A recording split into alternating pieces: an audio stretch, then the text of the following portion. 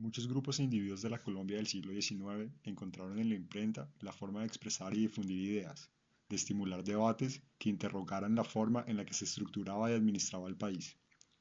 Tanto así que el gobierno debió intervenir para controlar la prensa desde 1886, año en que terminó el periodo de absoluta libertad de prensa, iniciado en 1851 debido a episodios de polémicas ocasionados por la oposición, que de todas formas tuvo un fuerte impacto desde principios del siglo XX, con la llegada de la prensa artesanal obrerista, la prensa radical, prensa socialista y prensa anarquista. Hubo numerosas imprentas manuales, la circulación de diarios, volantes, circulares y gacetas se daba a nivel local dentro de las ciudades y pequeños pueblos. La difusión de la información estaba democratizada, al alcance de individuos que le dieron uso logrando llamar y vincular grupos enteros a lo largo y ancho del país. La componedora alemana Typograph y su llegada al Museo de Artes Gráficas es algo enigmático, pues solo se comercializó en Europa y Canadá, pero no en Estados Unidos, lugar de origen de las maquinarias de las imprentas colombianas de la época, pero es aún así un eslabón esencial que muestra la transición desde el punto de vista de la industrialización, pues si bien no contaba con la automatización de la linotype y requería de mayor intervención de procesos manuales, ya implicaba un avance técnico revolucionario. Desde el punto de vista de la democratización, esta máquina por su costo llegó a estar al alcance de un espectro más grande entre la gente del común, y eso lo hace un objeto que históricamente contó con una variable económica clave. La llegada de la componedora Typograph corresponde al desarrollo que estaba teniendo Alemania, que para 1914 era la mayor potencia en el marco de la Segunda Revolución Industrial. La Typograph viene representando más puntualmente el avance técnico de la linotipia, una innovación que facilitó el proceso de la imprenta al economizar tiempo. Se trata del primer sistema automático de composición de textos, inventado el 3 de julio de 1886 por el relojero alemán entonces radicado en Estados Unidos, Ottmar Mettgenhaler. Llegado el año de 1890, el una vez profesor de Illinois John Raphael Rogers inventa el primer modelo de la componedora Typograph y en 1892 lo introduce al mercado.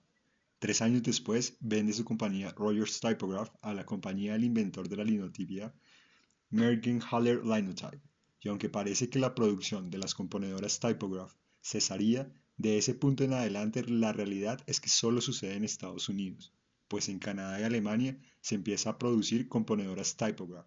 En Alemania llegó a costar alrededor de la mitad de lo que costaba una Linotype cuando empezó a ser producida en serie.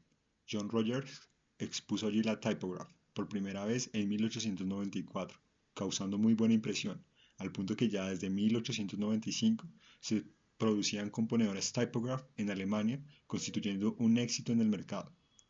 En el ámbito tipográfico, Alemania no había cambiado mucho desde el siglo XVI, cuando se implementó la Fraktur, un tipo de letra gótica que se utilizó en la edición de libros desde entonces hasta 1941, cuando por decreto del régimen nazi se prohibió la Fraktur en favor de la letra antigua.